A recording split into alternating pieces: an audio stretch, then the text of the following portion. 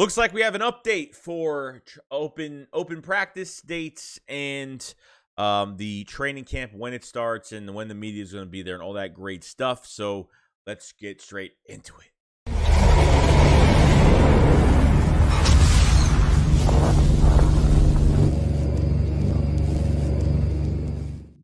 What is going on, guys? Your boy Joey SHAKESQUAD coming to you guys with a video right now. So I want to go over the dates for training camp, open practice, what's going on with all that great stuff. So August 7th at 7 p.m., you'll have an open practice to the public for $10.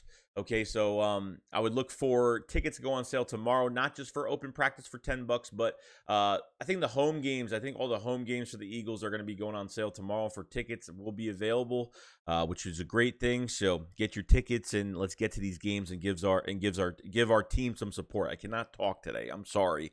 And then training camp will be July 26th. Okay, I'm going to cover as much as I possibly can that day. There's no media there, but Tuesday or Wednesday, the 2 days after it, one of those days, they will have media there.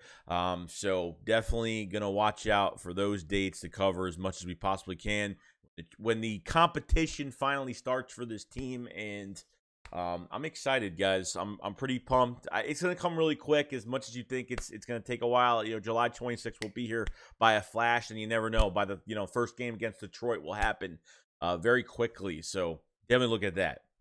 Now, we talk about wide receivers, A.J. Brown, talking crap to Micah Parsons at the Devontae Smith charity softball game. I don't know if this was during softball or this was afterwards, or I don't know what it was. I don't even care. But I just think A.J. Brown's character, I love his character. I mean, I've been kind of watching him since, he got traded here, and he loves it here. And obviously playing with Jalen Hurts. And has been building that relationship with Devontae Smith in a very special way, thinking that both of them, and honestly, this is A.J. Brown going to his third year, Devontae Smith going to his second.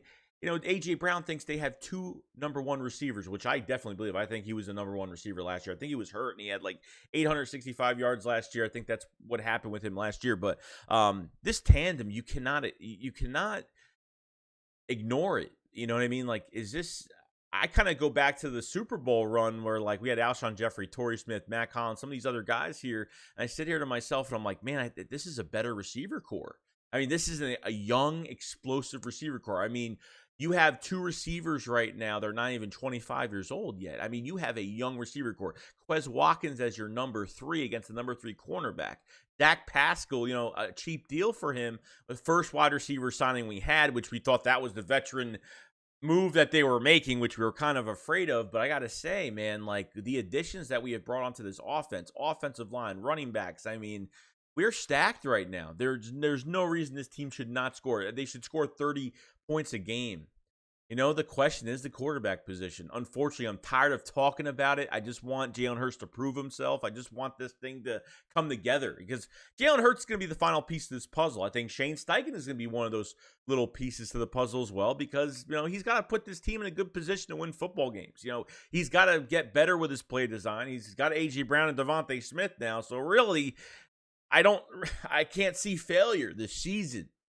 Okay, they got to win the East. They got to win a playoff game. I mean, that's as far as I have them going. And am I going too far with it? No, because, if they still had the same receiver core, they didn't trade for a veteran receiver, then say, okay, maybe they try to win the East and try to pull out a playoff game if they can.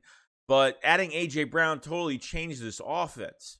Okay, with A.J. Brown, you're getting size. You're getting a guy that has yak yards. He's physical. He has strong hands. He's a possession receiver. He can get those 50-50 catches. I mean, he's going to be treated as the number one receiver for now, until Devontae Smith gets more attention later on during the season, because I think A.J. Brown will have more catches, and I think Devontae Smith will have more yards.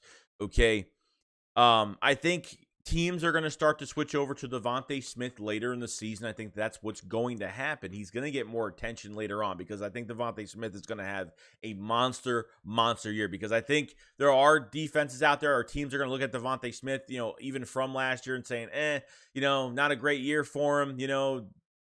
I don't know. It's just, I don't know how there are fans that aren't even big on Devontae Smith and just the season he had. I think what was given to Devontae Smith last year with obviously, running the ball a lot. You know what I mean? We had to run the ball, and just what he did, just even having under 1,000 yards is totally disrespectful to him. You know what I mean? How many times has he asked for the ball and the ball was not given to him?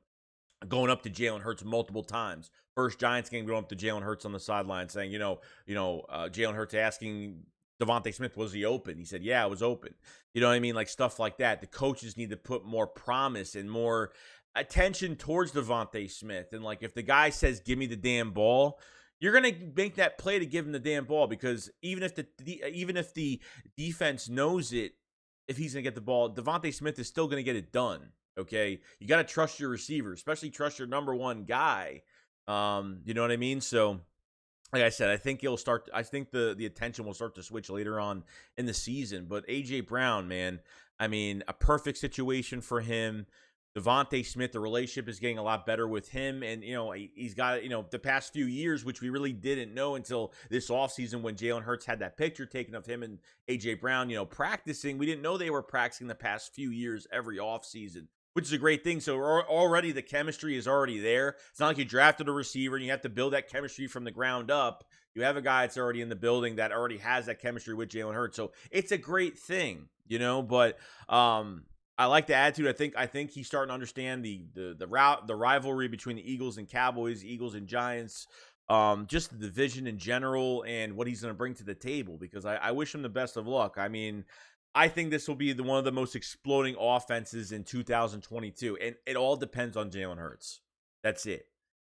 It's I understand we see the throwing motion, we see like the videos, and he's worked with quarterback coaches and quarterback gurus this offseason.